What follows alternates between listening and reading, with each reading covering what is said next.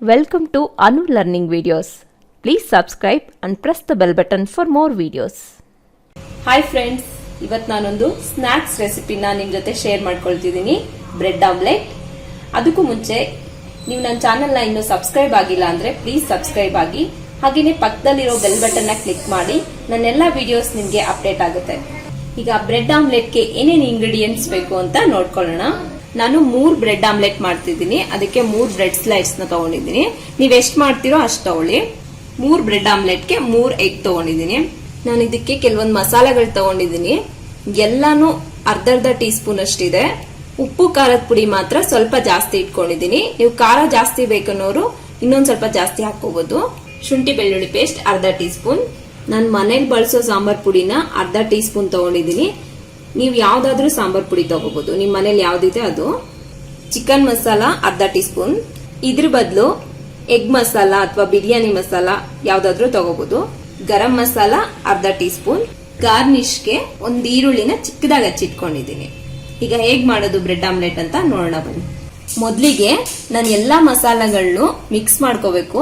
ಅದಕ್ಕೆ ಒಂದು ಲೋಟ ತಗೊಂಡಿದ್ದೀನಿ. ನಾನು ತಗೊಂಡಿರೋ ಎಲ್ಲಾ ಮಸಾಲನು ಇದಕ್ಕೆ ಹಾಕೊಳ್ತಿದ್ದೀನಿ.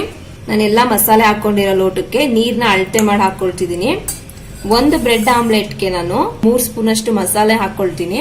ಆದ್ರಿಂದ ನಾನು ಇದಕ್ಕೆ ಟೋಟಲ್ 9 ಸ್ಪೂನ್ ಅಷ್ಟು ನೀರ್ನ ಅಳತೆ ಮಾಡಿ ಹಾಕೊಳ್ತಿದ್ದೀನಿ. ಆಮ್ಲೆಟ್ ಮಾಡುವಾಗ ಮೊಟ್ಟೆ ಜೊತೆ ಮಸಾಲೆಗಳು ಹೊಂದ್ಕೊಳ್ಳಲ್ಲ. ಅದರಿಂದ ನಾವು ಈ ರೀತಿ ನೀರಲ್ಲಿ ಹಾಕಿ ಅದನ್ನ ಮಸಾಲೆನ ಎಲ್ಲ ಹೊಂದಿಸ್ಬಿಟ್ರೆ ಮೊಟ್ಟೆ ಜೊತೆ ಇದು ಕ್ಲೀನ್ ಆಗಿ ನೀಟಾಗಿ ಹೊಂದ್ಕೊಳ್ಳುತ್ತೆ. ಈ ರೀತಿ ಮಸಾಲೆನ ಮಿಕ್ಸ್ ಮಾಡ್ಕೊಳ್ಳೋದ್ರಿಂದ ಎಲ್ಲಾ ಆಮ್ಲೆಟ್ನು ಒಂದೇ ತರ ಟೇಸ್ಟ್ ಬರುತ್ತೆ. ಬೇಕಿದ್ರೆ ನೀವು ಆಮ್ಲೆಟ್ ಮಾಡುವಾಗ ಇದನ್ನ 1 ಸ್ಪೂನ್ ಹೆಚ್ಚು ಕಡಿಮೆ ಬೇಕಾದ್ರೆ ಹಾಕೋಬಹುದು. ಒಂದು ಆಮ್ಲೆಟ್ ಟೇಸ್ಟ್ ನೋಡ್ಬಿಟ್ಟು ಸೆಕೆಂಡ್ ಆಮ್ಲೆಟ್ಗೆ ನೀವು ನಿಮ್ಗೆ ಜಾಸ್ತಿ ಬೇಕು ಅಥವಾ ಕಮ್ಮಿ ಬೇಕು ಅಂದ್ರೆ ನೀವು ಅಡ್ಜಸ್ಟ್ ಮಾಡ್ಕೋಬಹುದು. ಅದರಿಂದ ನಾನು ಮೊದಲೇನೆ ಈ ರೀತಿ ಮಸಾಲೆನ ಮಿಕ್ಸ್ ಮಾಡಿ ಇಟ್ಕೊಂಡಿದ್ದೀನಿ. ಈಗ ಬ್ರೆಡ್ ಆಮ್ಲೆಟ್ ನ ಮಾಡೋಣ. ಆಮ್ಲೆಟ್ ಮಾಡ್ಕೊಳಕ್ಕೆ ಒಂದು ಪ್ಯಾನ್ ಇಟ್ಕೊಂಡಿದ್ದೀನಿ. ಅದಕ್ಕೆ ಒಂದ್ ಸ್ವಲ್ಪ ಎಣ್ಣೆ ಹಚ್ಕೊಳ್ತಿದ್ದೀನಿ.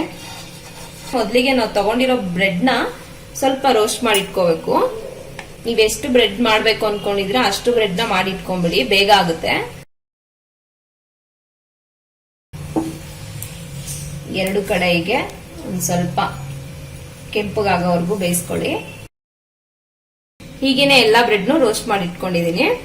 ಒಂದ್ ಲೋಟಕ್ಕೆ 1 ಮೊಟ್ಟೆ ಹೊಡೆದಾಕೊಂಡಿದೀನಿ.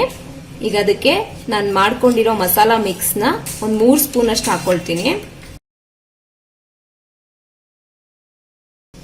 ಮೊಟ್ಟೆ ಮತ್ತೆ ಮಸಾಲ ಎಲ್ಲ ಹೊಂದ್ಕೊಳ್ಳೋ ಹಾಗೆ 1 ನಿಮಿಷನಾದ್ರೂ ಚೆನ್ನಾಗಿ ಬೀಟ್ ಮಾಡ್ಕೋಬೇಕು. ಕಾದಿರೋ ಹಂಚಿಗೆ ಎಣ್ಣೆ ಹಚ್ಚಿದೀನಿ. ಈಗ ನಾನು ಮಿಕ್ಸ್ ಮಾಡ್ಕೊಂಡಿರೋ ಎಗ್ ನ ಹಾಕೊಳ್ತಿದ್ದೀನಿ. ಈ ರೀತಿ ಹಾಕೊಂಡು ಕ್ಲೀನಾಗಿ ಸ್ಪ್ರೆಡ್ ಮಾಡ್ಕೊಳ್ಳಿ.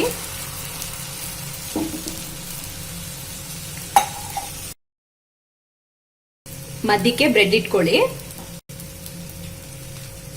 ಒಂದ್ ಸ್ವಲ್ಪ ಆಮ್ಲೆಟ್ ಬೇಯಲಿ. ಪೂರ್ತಿ ಬ್ರೆಡ್ ಕ್ಲೋಸ್ ಆಗೋ ತರ ಈ ರೀತಿ 4 ಸೈಡ್ ಮಡಚ್ಬೇಕು.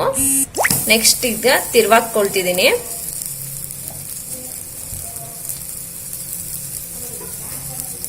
ಜಾಸ್ತಿ ಹೊತ್ತೇನ್ ಬೇಡ, ಬೇಗ ಬೆಂದ್ಬಿಡುತ್ತೆ. ಈಗ ಪ್ಲೇಟ್ಗೆ ಎತ್ತಿಟ್ಕೊಳ್ತಿದ್ದೀನಿ. ಈಗ ಆಮ್ಲೆಟ್ ನ 4 ಭಾಗ ಸ್ಲೈಡ್ಸ್ ತರ ಮಾಡ್ಕೊಳ್ತಿದ್ದೀನಿ. ಇದ್ರ ಮೇಲೆ ಸ್ವಲ್ಪ ಈರುಳ್ಳಿ ಹಾಕೊಂಡು ತಿಂದ್ರೆ ಟೇಸ್ಟ್ ತುಂಬಾ ಚೆನ್ನಾಗಿರುತ್ತೆ.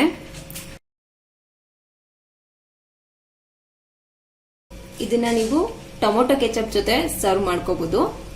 ಹೊರಗಡೆ ಸಿಗೋದಕ್ಕಿಂತ ತುಂಬಾ ಟೇಸ್ಟಿ ಹಾಗೆ ಹೆಲ್ತಿ ಆಗಿರುತ್ತೆ. ನೀವು ಒಂದ್ಸಲ ಮನೇಲಿ ಟ್ರೈ ಮಾಡಿ ನೋಡಿ, ಹೇಗ್ ಬಂತು ಅಂತ ಕಮೆಂಟ್ ಮಾಡಿ. ಹಾಗೇನೆ ನಮ್ಮ ಚಾನೆಲ್ಗೆ ಸಬ್ಸ್ಕ್ರೈಬ್ ಆಗೋದನ್ನ ಮರಿಬೇಡಿ. Thank you for watching. Thanks for watching this video.